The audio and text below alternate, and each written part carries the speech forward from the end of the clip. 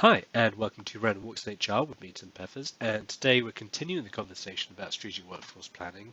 And this is maybe the most important video in our series because this is really about how to make sure strategic workforce planning has an impact. Okay, we're really talking about making it relevant to your business, making sure that people are going to make decisions based on the insights and the recommendations coming out of it. And most importantly of all, really thinking about driving impact within the business, actually impacting sales or decreasing costs or changing the culture or reducing risks or whatever you're trying to do as part of your strategic workforce planning initiative. So this video is really my 5 top tips on how to make strategic workforce planning successful. So the first tip is understand the situation. And I've put a couple of tools here that can help you understand the situation. You can do SWOT analysis, you can do PESTLE analysis, it could be PESTLE, PESTLE, any variation of the above. But essentially what you want to think about strategic workforce planning is it's got to be a change management process. And then the first step is really understanding, okay, what's changing or what might change? And then aligning all your analysis to that change.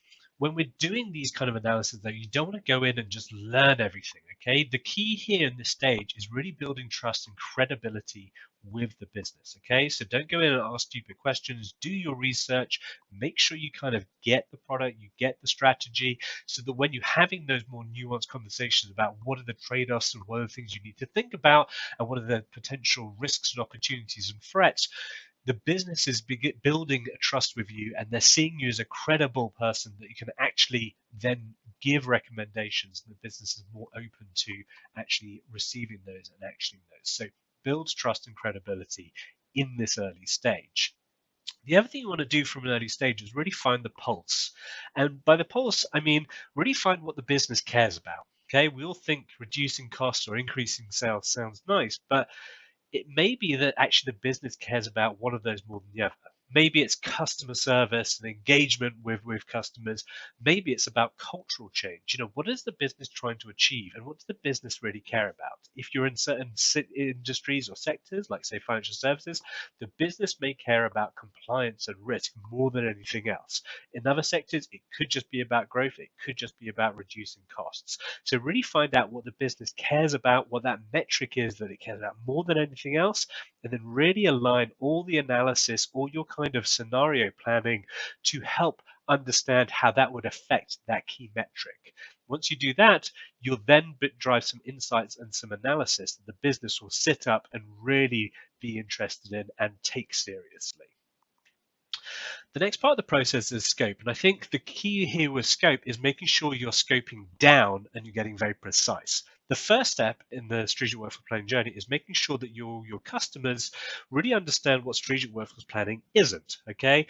So, for example, if the business thinks they have a cultural problem or a collaboration problem or a communication problem, that's not necessarily something that strategic workforce planning is the best to solve, right? If collaboration is your issue, maybe doing something like an organization network analysis or a competency framework or something else that's more soft skills and behavioral is going to be a much more effective tool than strategic workforce planning. At the end of the day, you can't buy, build, or borrow your culture. You can't go to KPMG and outsource collaboration, right? When we're talking about things that you can do within strategic workforce planning, we also need to think about what is the key thing that we want to enable here, okay? You can close skills gaps, you can do resourcing plans, you can help development planning, you can do all this benchmarking, but what is the thing that the business really wants to understand?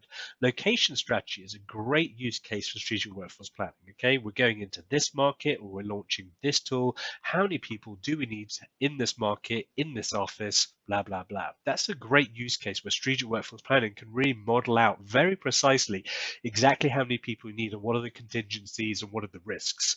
So the more precise we can get the use case, rather than try and do a generalist strategic workforce planning exercise, the better we can provide a really good answer to a really good question. So really think about scoping down and getting really precise about what does the business need to do now? What is that decision it's trying to take?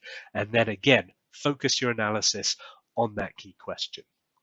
Now, this is the biggest one. I might do a separate post about this because this is the most important tool for strategic workforce planning.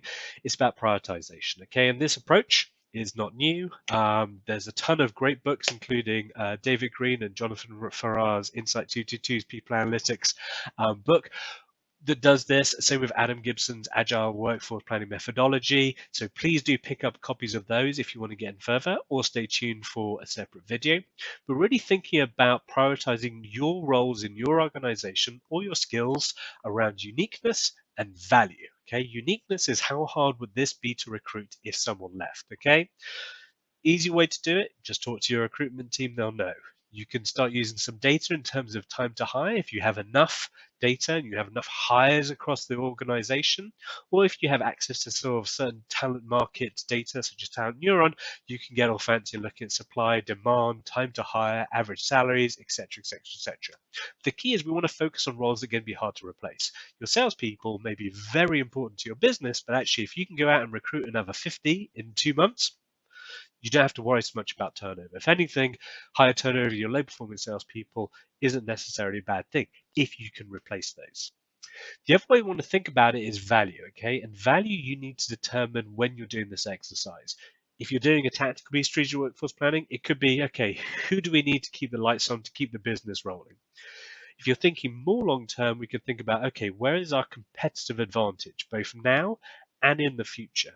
And really thinking about, okay, what do we need in terms of skills that's going to help deliver that long-term strategy, that's going to make us the market leader, that's going to give us our competitive advantage. The whole point of this exercise is to really think about those top right skills and roles, and then we can focus on those. That's where we need to invest. That's where we need to develop. That's where we need to action plan. That's where we need to have career paths, because those are the skills and the roles that are going to help us become successful in the future and deliver that long-term strategy. And it also gives us, if we're doing things such as reducing costs, a really good platform to say, you know, these roles, if we're spending a lot, we have high headcount, this is where we need to think about reducing our headcount and making some savings. My big tip for this piece of work is really think about how do teams collaborate and how do teams support each other, okay? So think about, you know, your sales team. Yes, salespeople are important, but actually what drives sales? You know, is it just a salesperson? Is it actually the quality of the product? If so, who drives the quality of the product? Is it your IT team that are developing new apps and new functionality? Is it your product team that's really listening to feedback from customers and developing new wonderful, crazy toys and products and tastes and all this other stuff? Or is it maybe a marketing thing? Maybe you have a slightly innovative tool and you need to increase the top of the funnel. What does your team rely on in order to drive that delivery, that great business outcome? Okay, and once we start thinking about how we collaborate, how we rely on each other, that's when we have really good discussions around the business. Rather than everyone saying my team should be in the top right, we can ask the question, okay, who do you rely on? And then these are the teams that actually support all these different very important strategic pieces of work.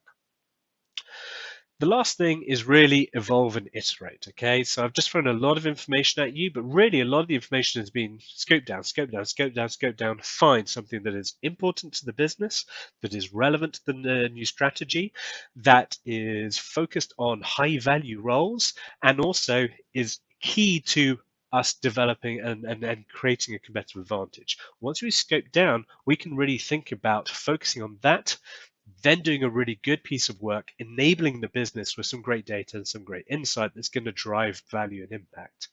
Once we've done that, we can think about expanding a little bit. Okay, we can broaden the scope, or we can go further, deeper from headcount and job roles into skills and expand. The key is really starting nice and simple, finding a good use case, and then also enabling the business with some data, okay?